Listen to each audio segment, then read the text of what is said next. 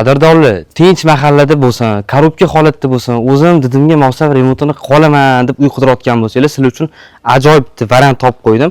Birinchi o'rinda mahallaga e'tibor berishlarini so'radim. Juda ham fayzli mahalla ekan va ko'chani ko'rishingiz mumkin, tupik ko'cha bo'ladi va bu esa ko'p mashina o'tib qaytmasligini ta'minlab beradi. Xo'p, mana shu ko'rib turgan uylar sotuvga qo'yilgan ekan, umumiy 8 sotuv maydonni tashkil qiladi. Xo'p, bu uyimiz o'rtasidan bo'linadi va yarmi sotiladi va bu degani deyarli 4 sotuq maydonga ega uy sotilayotgan bo'ladi. Xo'p, mahallaga aniq lokatsiyasini tushuntirib beradigan bo'lsam, Zangiota tumani Nazarbayda joylashgan Ilhom Musayev ko'chasida bo'ladi.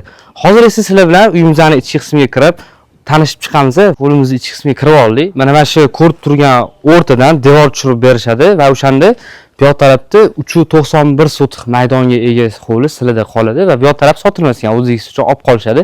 Xo'p, endi ichini tushuntiradigan bo'lsam, bu yoq tarafda mana ko'rishingiz mumkin, zdaniyalar tashlab qo'yilgan ekan. Akamiz remonti почти tugatgan ekanlar. O'sha uy ichidagi aboylargacha hamma narsasi olib qo'yilgan ekan. Prosta u yoqni o'zinglar yana dizaylarga olsab qo'rsanglar bo'ladi. Fasadini aytadigan bo'lsam, fasad razmeri 13 metr va hamnaqasiga uzunasiga 30 metrni tashkil qiladi. Uy ichida umumiy 4 ta xona mavjud ekan. Bundan tashqari 3 metrga ega o'zini podvali ham bor ekan. Podvallari ham полностью bo'linib tayyor holatga keltirib qo'yilgan. O'zinglar yana ham kelganda ko'rib olsanglar bo'ladi.